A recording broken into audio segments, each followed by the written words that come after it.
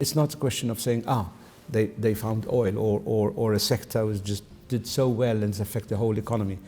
If you look all over, each sector is, each piston in the engine is driving very fast. So there must be something which is common to all, and that is part of the result of the policy we've had in the past. We turned our weaknesses and we addressed them. We had complete reliance on oil. Now that's history. We moved towards gas. We also had a very low female participation. We've addressed that, and now it has really increased to very close to European standards. Early school leaving, you name it. I mean, things which we were not proud of, but you had to address them squarely, and we did. And that's why the result now, the economy starts and attracts investment. You have to listen and act fast, especially on the regulatory front. Many countries are much more advanced than Malta, but they get it wrong when it comes to regulation. They are so heavy and so bureaucratic, and it takes time. While in Malta, if we hear of a disruptive idea, which we know, you sense that it's going to be the next big wave of economic activity, you grab it and run with it and build a regulatory framework for it.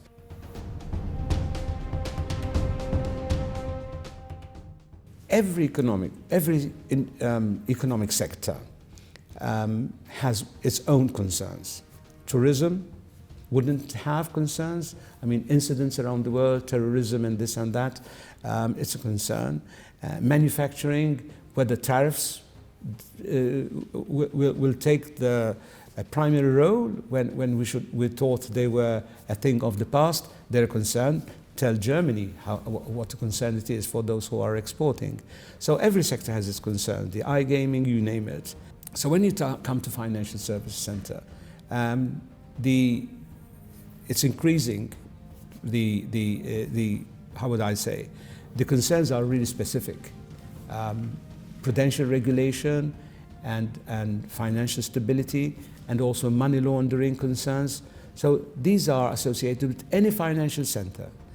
No financial centre in the world can really put its hand on its heart and say, look, I can guarantee there is no money laundering passes through any of our institutions. It can't say it. It's a question that you're doing your best to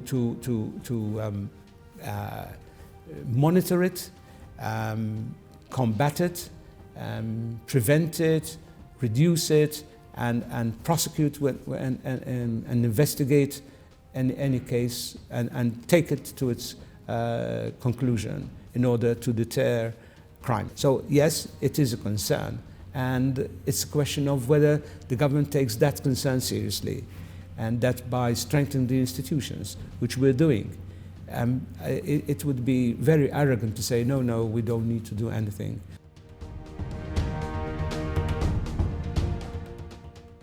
First of all, continue applying this open secrets. In other words, the fact that you take decisions quickly, even at the sake that you make a mistake, let's say 1 in 10 or 2 in 10. If you don't want to make mistakes, don't take decisions and just lay back and postpone, which is not the right thing to do. Should we aim for 6% or 4%? I believe that our target is to grow higher than the rich countries in Europe, because that's the way you achieve convergence. You don't achieve convergence if you grow at the same rate as Germany or France. The gap will remain. So if we want our people to have the same standard of living in those countries, all you need is to grow even 1% more. So if you say 4%, would you be happy? Yes, I would be happy. But we're not in a centralized economy with command and control. The economy, you try to make it congenial for business people and let it grow.